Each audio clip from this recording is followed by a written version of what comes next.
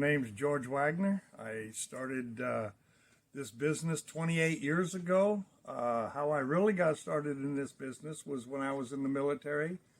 There was a little boy lived down the cul-de-sac from me. We used to collect baseball cards, see who could complete a set first.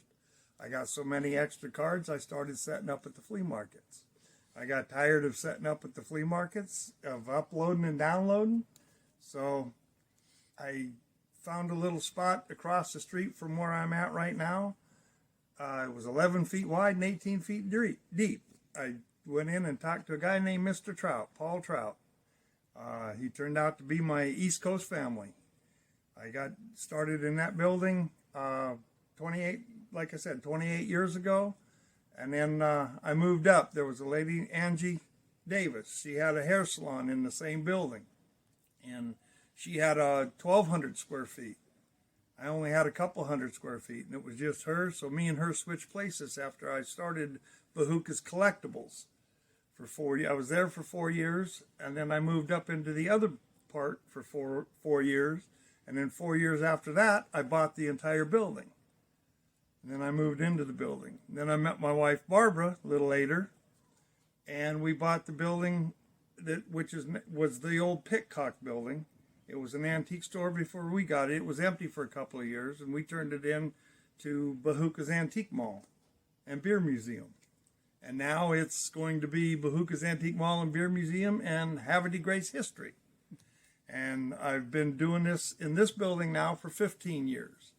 And I really got started, since I bought this building, I really got started into the history of Havre de Grace. And now I'm going to turn the front end of this store into a Havre de Grace History Museum.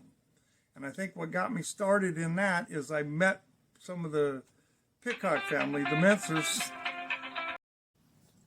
right? And I started getting Havre de Grace stuff, and I met some of the family that owned Pitcocks. They were the Mentzers. Liz Mentzer is who I actually met first, and she gave me some old photos and some negatives of the Pitcock building and from around the block here.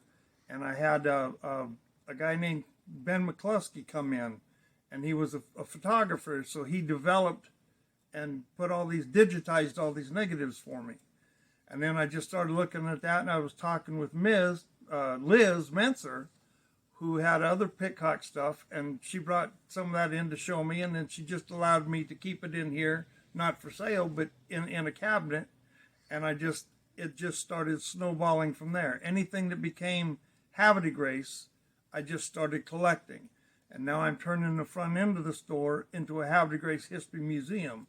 And I've had every time somebody comes in here and say they remember the Pitcocks when they were little, I ask them if they have any old photos or any Pitcock history or any Havre de Grace history. And they bring me stuff in, I'll scan it in, and I'll share it out on Facebook. And then they bring me stuff, and some things I've bought. I bought stuff from the family that had Green's Pharmacy. I've got Docky Green's saxophones, which apparently are pretty rare, a couple of them. I've also got a lot of gambling machines that came out of the Hayden store, which the Hayden Bridge was named after Thomas J. Hayden.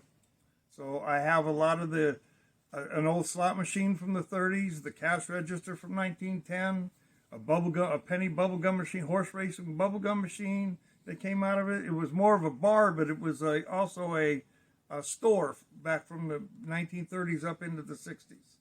And I have lots of different stuff from there. And then I collect anything that says Havre de Grace. It could be a pen or a pencil from the Coca-Cola factory to a business that was here. In fact, I just recently got some keychains that had old car business advertising from Havre de Grace. I'm a little bit crazy when it gets to Havre de Grace stuff. And anytime that somebody comes in with Havre de Grace stuff, I really get excited about it.